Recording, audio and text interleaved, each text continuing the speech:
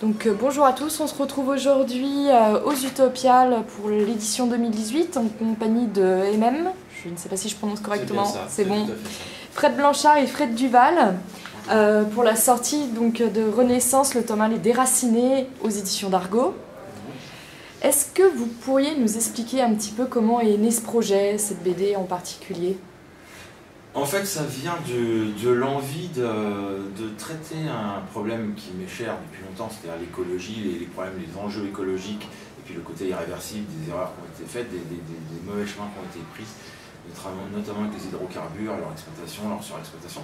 C'était l'envie de le traiter d'une manière un peu plus positive, c'est-à-dire de laisser, comparé à mes séries cyberpunk que je développe depuis 20-25 ans, de laisser une porte ouverte et puis d'avoir une réflexion humaniste en fait, sur le problème en disant que finalement, bon, il y a peut-être des solutions, regroupons-nous, essayons de les chercher, essayons de garder espoir. Alors évidemment c'est symbolisé par une intervention extraterrestre. Donc en fait je voulais un projet à deux lectures, une lecture d'invasion alien plutôt bienveillante et une lecture de réflexion sur ce qu'on a envie vraiment de faire de notre civilisation. Parce que la Terre, en réalité, elle va se remettre du désastre. D'accord. Donc on a une Terre qui est en mauvaise posture, avec peut-être l'intervention d'un sauveur. Vous pouvez nous en dire plus un petit peu sur le scénario ? Je continue, donc on est en 2084, tout va très très mal, il y a des guerres civiles aux États-Unis, il y a des épidémies en Chine, en Europe, un peu partout. L'espèce humaine est vraiment dans une phase d'extinction. En réalité, on vit la 6e extinction des espèces. Et une communauté alien qui porte le nom, c'est une sorte d'ONU en fait, alien, qui est regroupée sous le nom du complexe, le complexe, vote à une courte majorité d'intervention sur Terre pour sauver les espèces intelligentes, dont l'espèce humaine, et puis quelques espèces animales très menacées. Donc voilà, c'est une espèce d'intervention dans une Terre pratiquement post-apocalyptique. D'accord, donc en final on est vu presque comme des animaux, les humains. Alors non, on n'est pas vu comme des animaux, parce que on est vu comme une espèce qui a su développer une politique, qui sait se moquer d'elle-même, qui a une intelligence donc, et donc plutôt très intéressante. Même certains savants aliens, qu'on va un peu discuter dans le premier tome, disent qu'on a vraiment quelque chose d'assez unique dans le développement de l'intelligence. Donc c'est un peu ce qui fait que la majorité accepte l'intervention, parce que c'est une intervention qui coûte très cher. Et voilà. Et donc on n'est pas des animaux, c'est pas comme. Il y a un réel enjeu à sauver les gens qui ont su créer les cathédrales, la Joconde, la grande bibliothèque d'Alexandrie, etc. Et entre Swan et Élise, ça va quand même pas être très simple, en tout cas au début. Est-ce que vous pouvez nous dire quelques mots sur ces deux personnages, sur ces antagonistes ? Non, mais c'est toi, moi. Toi, le timonier quand même de l'histoire. Swan et Élise, ce sont donc ils sont issus de la planète Nakan. On voit vaguement, parce que je n'ai pas développé tous les aspects géographiques de Nakan, c'est une planète qu'on va découvrir sur les 3 premiers tomes tout doucement. Mais enfin, eux sont des forestiers, c'est une confédération qui était dans l'ancien temps très proche de la forêt, maintenant ils habitent en ville, ils ont gardé quelques traditions, et donc c'est un jeune couple. Je ne dis pas leur âge parce que ça fait partie des petites questions que le lecteur peut se poser à la fin du tome 1. Et ils se marient, et au moment où justement les politiques décident d'aller de cette intervention, ils sont militaires tous les deux, elle est médecin, ils sont en train d'effectuer leur service militaire en fait, et elle est médecin, lui est un jeune officier militaire, et donc ils se retrouvent, puisque c'est le tour des forestiers d'assurer la défense et la présence militaire, ils se retrouvent embarqués tous les deux dans cette expédition. Et évidemment, comme dans toutes les armées du monde où il y a une forte logistique, il y a des soucis. Et l'une est mutée à Paris et l'autre aux États-Unis. Donc ils se retrouvent séparés alors qu'ils viennent de s'unir. Ce qui est un petit peu dommage. Oui. Et ce qui est intéressant, parler de Lise, qui est donc une continent américain, il y a aussi Hélène qui, elle, est en France, qui est en Europe, et il y a deux points de vue sur la façon dont on va réagir à ce débarquement complètement hors norme. Et pour en avoir discuté tous les trois, l'idée aussi c'était opposer deux visions de civilisation, la civilisation américaine et européenne, et la façon de réagir à tout ça. Donc on a deux héroïnes qui se ressemblent quand même, somme toute, assez au départ, qui vont vraiment évoluer différemment en fonction de la façon dont elles vont réagir avec ces êtres venus d'ailleurs, qui viennent nous sauver des fois un peu malgré nous quand même. Ce qu'on fait déjà nous-mêmes avec d'autres peuples ou d'autres espèces. C'est un peu le message caché de l'album. Voilà. Il y a une petite réflexion sur l'ingérence, sur le droit d'ingérence, sur les problèmes éthiques que l'ingérence ou l'intervention de sauvetage implique. Évidemment. Et ça, il n'y a pas de jugement, on essaye de donner au lecteur des petits éléments pour qu'il se fasse son opinion sur les choses, ou du moins décaler un peu, souvent la science-fiction sert à ça aussi, à décaler les problèmes actuels pour changer de grille, et puis avoir une vision peut-être un petit peu plus, avec une autre distance en fait sur les choses. Ça n'empêche pas de réfléchir. En fait, vous êtes en train de répondre aux questions d'après, mais... Nous avons tout anticipé. Voilà, nous sommes dans l'anticipation. Nous sommes Renaissance. Puisque la question suivante, c'est un projet à 6 mains. Comment est-ce que vous faites pour travailler? Vous répartissez le travail, chacun travaille de son côté, vous mettez en commun, ou vraiment vous faites tout en même temps? Mathieu peut sûrement répondre dans les détails, mais on n'empêche que, à la base, on se connaît, on travaille ensemble depuis quand même assez longtemps. Ça fait plus de... Fred, avec Mathieu, ça fait 10 ans, Fred, ça fait 30 ans, je pense. Donc, on a mis quand même au point une communication basée sur la confiance, et puis dans des cas comme ça, d'album à 6 mains, on s'est coopté depuis très longtemps. Donc, ça n'est pas le souci de bosser en réseau, en tout cas. Après, Mathieu peut détailler la façon dont ça se passe, mais en tout cas, à la base, c'est quelque chose qui sonne comme une évidence. Oui, ça tombait sous le sens, en fait, de travailler tous les trois ensemble pour ce projet. Oui, la mécanique, c'est assez fluide, en fait. Voilà, on travaille tous ensemble.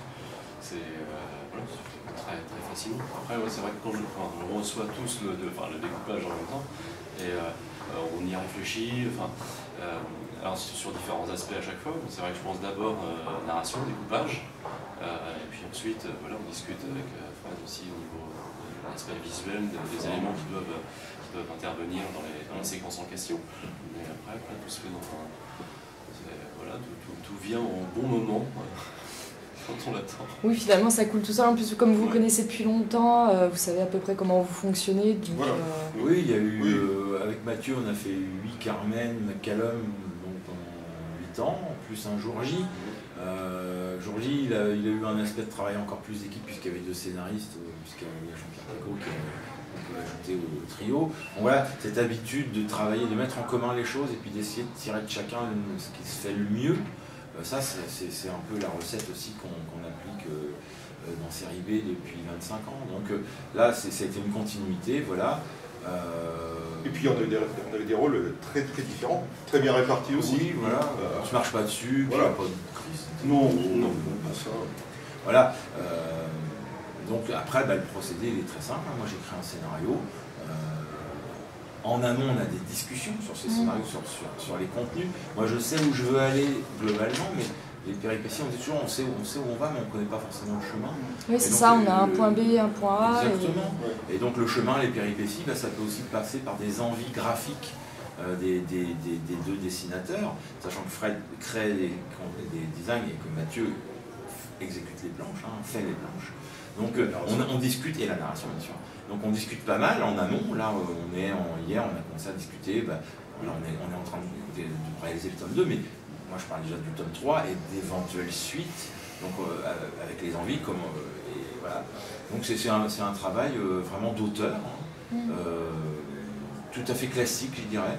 Sauf qu'on a une mise en commun d'une réflexion, ce qui n'est pas toujours le cas en bande dessinée. D'une réflexion et puis d'une ambition, parce que le fait que je fais ce travail de design sur quelques séries. avec des séries que j'ai repris en cours de route, comme Spyro Fantasio, Les Naufrages Digitales, des choses comme ça, où je sais de toute façon que je viens de m'insérer dans un processus qui est déjà établi depuis longtemps.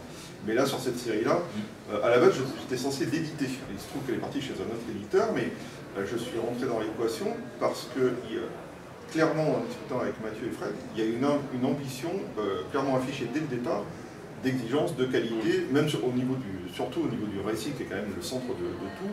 Vraiment, l'idée c'était de dépasser les codes du genre le plus possible et proposer quelque chose de vraiment nouveau. Voilà, c'est effectivement, à la fin, c'est un album de 54 pages, c'est une bande dessinée en quadrichromie, mais ça n'empêche pas de mettre... Je pense que même, sans parler d'ego, il y a une ambition vraiment très très forte là-dessus, de vraiment essayer d'amener le genre un peu plus loin, en déconstruisant même pas mal de codes au passage. Alors ça va être je vais y revenir. Alors pour les romans, des fois les auteurs, ils écrivent 4 chapitres, ils se disent non c'est pas possible, j'enlève tout, je refais. Ça arrive aussi en bande dessinée, on fait 15 planches, on se dit ah non mais c'est pas possible, ça peut pas être comme ça ou... Alors ça c'est une question pour moi, parce que en dessin non. Oui, le dessin, une fois que c'est lancé, c'est lancé. Ouais, ça peut arriver, mais c'est vraiment pas un accident industriel lourd. Une erreur de casting. Ça peut arriver. Voilà. Moi, au niveau de mon travail, justement, c'est la partie qu'ils ne voient jamais. Là, cette semaine, j'ai écrit 6 ou 7 pages de 2 séquences qui paraissent très très simples, parce que ce que je leur ai envoyé, à chaque fois, la description de la case, c'était en une ligne ou 2, j'ai refait 3 ou 4 fois. Et ça, ils ne le voient pas, parce que ça fait partie des choses du scénariste, ça. D'écrire une séquence et de dire, ah, là, et si j'essayais de l'écrire de ce point de vue-là, changer l'angle, etc. Alors, en ce qui me concerne, ça ne va pas jusqu'à taper les planches et puis me dire non, je ne les envoie pas, je les déchire, je les refais. C'est plutôt au stade d'une espèce de brouillon, d'ossature, où je mets vraiment sur un carnet de brouillon qui ne sort jamais de mon bureau. C'est voilà, je mets le mot-clé de la case et je regarde ce que ça donne au niveau du rythme. Et donc, parce que après c'est Mathieu qui va faire la narration, mais moi en tant que scénariste, je déteste donner quelque chose qui n'est pas déjà qui a une solution narrative et rythmique. Après, qu'il change, c'est pas un problème. Mais je trouve qu'un scénario de BD, ça doit déjà, à la lecture pour le dessinateur, lui donner un certain rythme, une narration, une fluidité. Voilà. Et donc, par moment, je me rends compte que voilà, ça marche pas. Donc, je refais. Alors, c'est pas non plus à chaque fois, mais oui, on peut. Sur les dialogues, moi c'est la partie qui pour moi est la plus besogneuse. J'ai beaucoup les travaillé, j'ai pas ça naturellement en fait. Donc les dialogues, je les recommence au moins 3 fois. Ouais. Je les revois, je les laisse reposer quelques semaines et puis je retravaille dessus. Voilà. Et puis, mais par contre après, c'est pareil, au niveau du storyboard, je suppose qu'ils refont aussi. Oui. Voilà, quand il s'agit de planches elles-mêmes, non, c'est justement. On n'y touche plus parce qu'on a beaucoup préparé en amont. Et donc le storyboard, ça participe de ça, la préparation. Justement, ça fait partie aussi des discussions qu'on a, des allers-retours, avant de se lancer dans la finalisation. C'est vrai que c'est un processus hyper fluide. Bah oui. Il y a une mécanique qui s'est mise en place avec les années sur Carmen McCallum, quand même, qui fait que c'était aussi le bon moment, je pense. À la base pour Mathieu et Fred de partir sur un autre projet, pendant lequel encore une fois je me suis inséré parce que voilà. Mais à la base ils avaient développé là je parle plus en tant qu'éditeur, ils avaient développé une relation tellement fluide entre eux que c'était le bon moment aussi pour qu'ils partent sur autre chose. Déjà il y a eu des envies de la part de Mathieu, clairement. Et puis c'était voilà, cette ambition-là, on a pu aussi la mettre dans ce projet-là parce que ça arrivait au bon moment sur leur relation de boulot qui était vraiment arrivée à maturité, clairement. Il faut toujours essayer de faire concorder les choses. On a fait 8 albums de Carmen, c'était bien, ça fait 2 gros cycles. Et à la fin du premier cycle, on avait déjà une discussion, Mathieu et moi, en se disant, je lui dis, tu vas pas faire Carmen toute ta vie, pour un dessinateur, rester sur la même série d'Héritage Méditerranée, c'est pas toujours ça. Il y en a qui le souhaitent. Ou alors repasser, ou y revenir plus tard, oui, peut-être. Absolument. Mais là, on avait tous les deux, moi je sais que Mathieu avait envie de développer sa série, c'est normal, sa propre série, créer les personnages, tout développer du début jusqu'à la fin.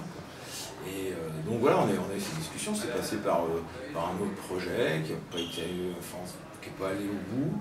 Et puis à un moment, bon, on a vraiment discuté. Puis il faut aussi sentir ce que le dessinateur a envie de faire. Et puis là, c'était clairement de la science-fiction.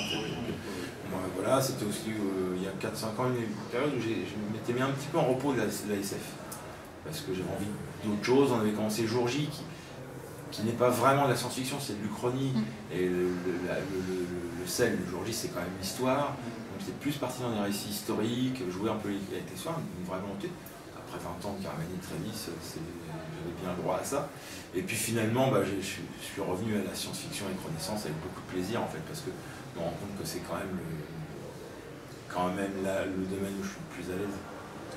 Il y a ça, et puis il y a aussi le fait que tu parlais de Jour J, il y a quand même une mécanique un peu industrielle qui est installée depuis longtemps, c'est à savoir qu'on sort quand même 4 albums par an. Donc sortir d'un carcan qui est aussi un plaisir, mais c'est une espèce de carcan dans le sens où un album qui sort en librairie, il a été initié 2 ans en avant. Donc il y a beaucoup d'albums en cours. Et là, je pense que l'idée de revenir sur une série tout à fait... bonjour les gens. Une série tout à fait normale avec un album par an, une nouveauté par an, ça laissait aussi, ça te remettait aussi dans un rythme de travail qui permettait d'avoir aussi une ambition sur une nouvelle série à lancer. Qu'on a eu à un moment donné quand on a lancé Jour J, mais qu'on ne peut pas se permettre à chaque fois avec ce spectre-là. Tout bêtement, des fois on n'est plus par le temps, il y a un dessinateur qui se libère, il faut réagir beaucoup plus vite.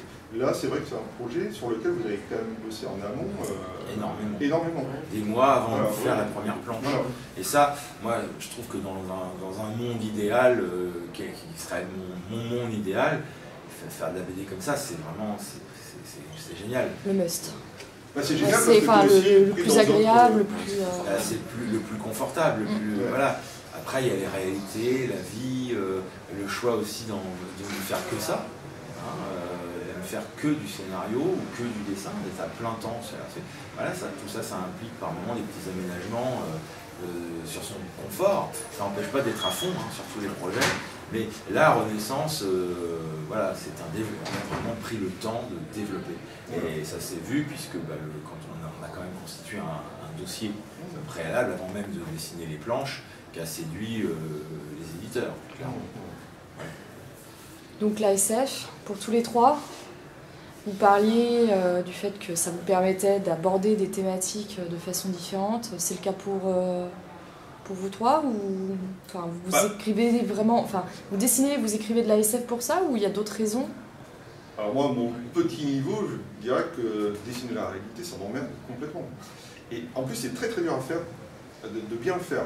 Là, ce qui me plaît vraiment, en plus avec la relation qu'on a, en plus de ça, c'est vraiment de pouvoir manipuler des formes, des concepts, des symboles, et essayer de racler jusqu'à l'os un peu la représentation qu'on peut avoir de certaines choses. Par exemple, quand on a discuté au début, moi ça m'intéresse sur ce type de poste-là, de poste de design, de se dire je suis là pour pousser vraiment dans le sens de l'ambition de la série des concepts. Donc prenons le temps, encore une fois, d'y réfléchir, et des fois prenons les trucs à contre-pied. Par exemple, les vaisseaux mers qui arrivent, qui sont énormes, et tout ça. Je leur ai dit en préambule, dans tous les films et toutes les séries qu'on a vues depuis 50, 60 ans, c'est des énormes vaisseaux ronds.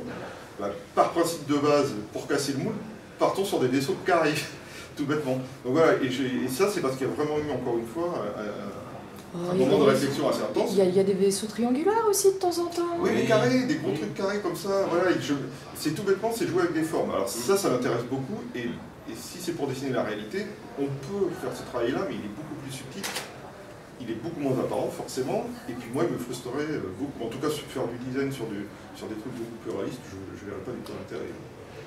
Donc ouais, moi c'est comme ça que je tire le sel un peu de ce projet-là. D'accord. Après, et vous? J'avoue que la SF, ça offre beaucoup plus de possibilités. Ça offre des fenêtres ouvertes sur plein de choses à dessiner, à imaginer, que la réalité offre moins, même si j'ai beaucoup de plaisir, peut-être à dessiner la réalité et y trouver une satisfaction dans la plastique. Mais c'est vrai que tant qu'à faire, autant aller voir sur des... On parle de réalité et d'imagination, et je suis en train de me dire, est-ce que quand vous imaginez, est-ce que vous faites en sorte que le vaisseau puisse voler pour de vrai, ou vous y réfléchissez pas, et puis il a une forme bizarre et... Ah non, il faut que, pour que ça ait l'air réaliste, il faut qu'on ait un minimum pensé à ça. Moi, j'ai découvert le travail de Ron Cobb, qui était le designer en chef sur le premier Alien. Et quand il fait un vaisseau, je me souviens, il y avait des plans, il y avait l'endroit pour les réservoirs de kérosène, les moteurs, comment l'équipage allait d'un point A à un point B dans le vaisseau. Donc évidemment, on ne peut pas faire ce travail-là tout le temps, mais il y a quand même une réflexion de base qui passe aussi par des échanges, qui fait que voilà, on pense vraiment à tout ça de front. D'ailleurs, je peux raconter l'idée, comment est venue l'idée des aliens sous forme gazeuse, parce que ça vient un peu de ça. Moi j'avais dans un coin de notes, c'était une idée assez ancienne en fait, j'avais envie de développer des consciences gazeuses. Et c'était voilà, un truc, ça serait bien des consciences gazeuses. Je l'avais jamais lu en SF, il y en a peut-être, un petit moment c'est dans Hyperion, il n'y en a pas d'ailleurs, enfin peu importe, c'est peut-être une réminiscence, mais j'avais ça. Quoi. Et puis en parlant des designs, des chasseurs qui se plient comme des origamis en fait. L'origami est venu en cours de route. Au début, j'ai accouché d'un espèce de chasseur très plat qui leur a beaucoup plu. Alors la question c'est où va le pilote? C'est ça. Attendez, j'ai une solution. Oui, où va le pilote? Et là, il dit, c'est parce que moi je voulais pas de drone. Pour la question éthique. Mais non, moi j'ai une solution. On va avoir un pilote qui a une conscience gazeuse. Donc voilà, ça c'est les échanges qu'on a pu avoir et qui fonctionnent. Et en plus de ça, on a eu vraiment du bol, parce qu'en cours de route, on s'est aperçu qu'il y avait des recherches sur des micro-robots qui étaient des sortes d'origami qui se déplient et tout ça. Et on s'est dit, mais en fait, c'est ça notre truc. Alors, à la base, les vaisseaux, ils sont tous cubiques, ils se déplient en volant, ils donnent diverses formes, et si en plus ils sont pilotés par une conscience gazeuse, ça se justifie entièrement. Donc voilà, on est parti d'un design qui on a rebondi sur une idée, Mathieu a mis ça en scène comme il fallait, et en plus de ça, dans l'actualité, on avait vraiment beaucoup de chance, on a vu passer ces origamis qui sont en train d'être développés pour faire des micro-robots, pour construire des structures, je ne sais quoi, explorer des terrains sur des planètes, et là, on est retombé sur nos pattes. Et la semaine dernière est entrée, je crois, lors du jour de l'ONU, je ne sais plus quelle instance internationale, la discussion pour interdire les drones armés. Ah oui, c'est vrai. Ouais, ça y est, on va rentrer dans cette discussion-là. Donc c'est drôle, parce que voilà, on anticipe, on parle toujours de notre présent, en fait, et on anticipe, voilà. Alors, pour répondre à la question tout à l'heure sur SF, voilà, moi, la SF me passionne depuis tout petit, en fait. Donc, oui, il y a un petit message qui parle du présent, mais c'est pas le principal. Enfin, c'est quand même un projet SF avec une envie de développer des mondes forts, avec des images fortes, des extraterrestres.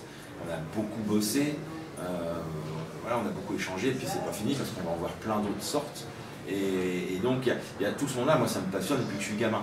Maintenant, oui, il faut faire une SF qui est, pour moi, ancrée dans son présent, dans son temps, etc. C'est ma façon de travailler dans Carmen, Travis, Météor, des séries comme ça, depuis toujours. Mais là, c'est vrai que Renaissance est peut-être la série la moins SF que j'ai écrite. Parce que elle est vraiment très très ancrée dans le débat. Après, elle évoluera on peut-être... n'est pas dans l'anticipation, on n'est pas dans l'anticipation, on est déjà dans le présent. Ouais.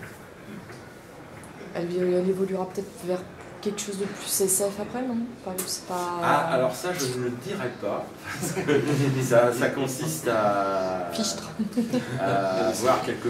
J'ai effectivement commencé à en parler, des idées pour d'éventuelles suites de Renaissance, et voilà, on verra bien.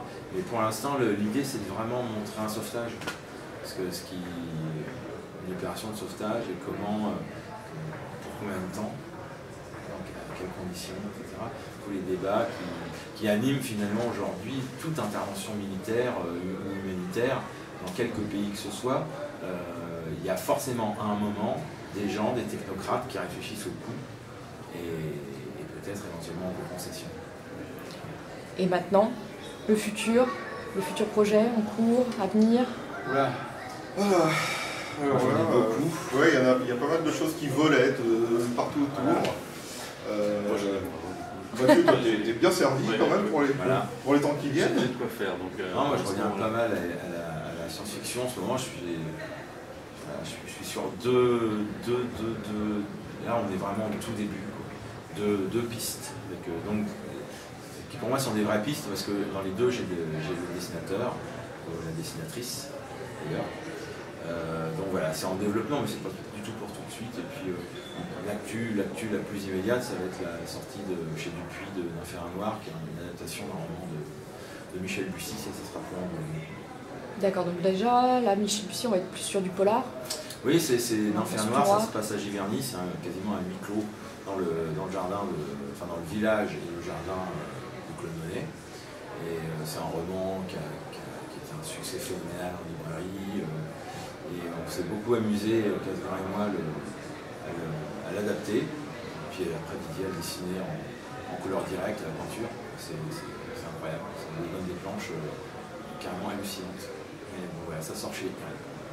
D'accord, très bien. Et on peut vous rencontrer là dans les mois à venir, enfin, vous avez déjà des dates de rencontres, de dédicaces ou à Paris, Bénédette Bastille. Le 30, on sera le 15 décembre, je crois, à la Cité des Sciences pour la journée autour de 2001, donc c'est de l'espace. Donc il va s'agir de dire autour d'une table ronde combien ce film est important pour nous. Donc là, en ce qui me concerne, c'est vraiment un de mes 5 films préférés. Moi je ne serais pas là, mais c'est vrai qu'on voit les vaisseaux, on se dit l'influence vient aussi un peu du monolithe de 2001. Voilà, forcément. C'est capital, enfin, c'est vraiment, en plus 2001, c'est vraiment le rapport avec l'intelligence artificielle. Donc moi je suis là-dessus depuis toujours, depuis que je fais des BD en fait. Donc là, ça tombe vraiment super bien cette journée, je suis hyper content d'y aller. Et puis sinon, qu'est-ce qu'on a, on sera au Festival Fantastique de Rouen la semaine prochaine, samedi prochain, donc ça sera la seule dédicace à Rouen là, pour ce demain. Et puis voilà, puis quelques dates qui vont venir, j'imagine. Moi je vais laisser un peu partir parce que j'ai encore pas mal de boulot de design sur une autre série qui sort en 2019 qui s'appelle Le Dernier Atlas, qui va être un album, enfin une série dessinée par Harry Tancred et puis scénarisée par Fabien Vermal et Gwen de Bonneval, qui va être une uchronie avec des robots géants qui va se passer en France. Alors ça va pas être des robots géants à la japonaise ou à l'américaine. Mais c'est ce que j'allais dire, Goldorak, Evangelion. On a un peu pitché pour l'instant la série comme un mélange de Goldorak et des Sopranos. Waouh. Voilà, et ça va parler, ça va être une uchronie aussi qui va parler de la guerre d'Algérie, de ce qui s'est passé avant, pendant, après, de l'immigration en France.